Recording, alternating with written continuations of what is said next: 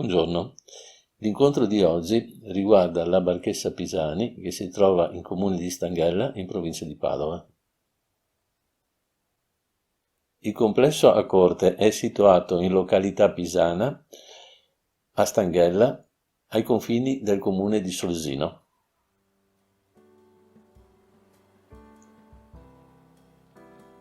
Si presenta costituito da una costruzione con funzione di annesso rustico lunga 50 metri.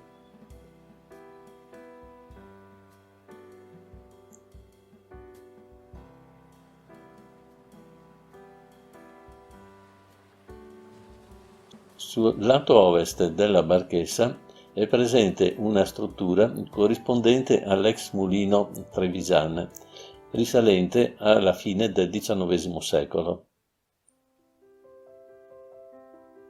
Sul fronte strada troviamo la presenza di un oratorio.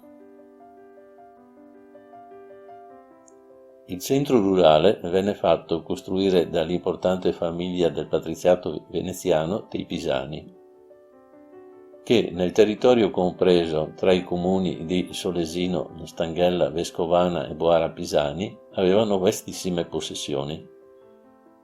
L'annesso rustico, definito come barchessa, risale alla fine del XVII secolo ed è particolarmente elegante. Ha occhi di portico molto alti, intervallati da pilastri ed evidenziati con lesene. Sopra la chiave di volta di ogni portico ci sono delle finestrelle ovali che servono per arieggiare il granaio.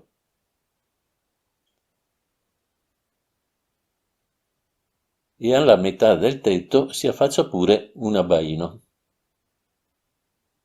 Nella foto relativa al sottoportico si intravede un antico condotto in legno che serviva per far scendere più agevolmente le granaglie.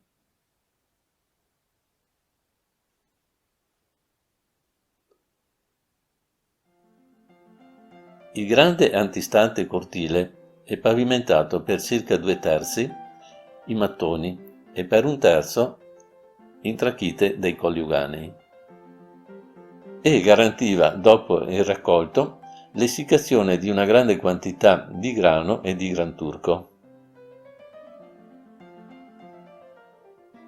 In un angolo del cortile è posizionato un pozzo, forse anche più antico della stessa barchessa. Sul retro del complesso si sviluppa un ampio brolo parzialmente delimitato da un muro di cinta in mattoni e masegne di trachite.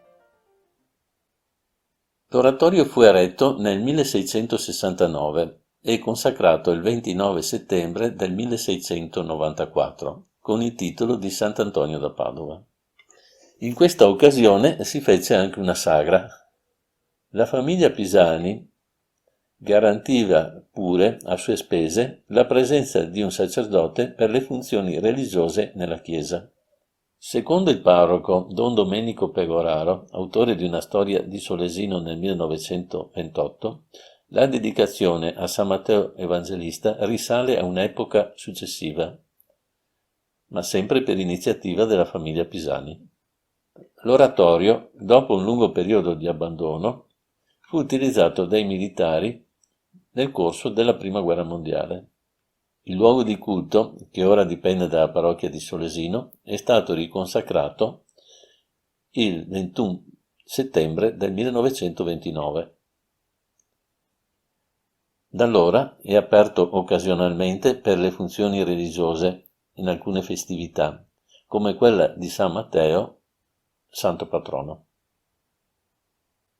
Nella domenica successiva al 21 settembre, in tempi recenti, è stata ripresa un'antica sagra paesana. Il complesso rimase in possesso della famiglia Pisani oltre la metà del XIX secolo, la quale, fino all'ultimo momento, impose la propria volontà a livello burocratico-amministrativo, affinché la località pisana, che effettivamente è a ridosso di Solesino, che la rivendicava, restasse territorio del comune di Stanghella, il cui centro dista circa 5 chilometri. Il complesso, dalla fine dell'Ottocento, è rimasto proprietà della famiglia Trevisan, che cerca, con molta buona volontà e con i propri mezzi, di mantenere agibile e decorosa la struttura.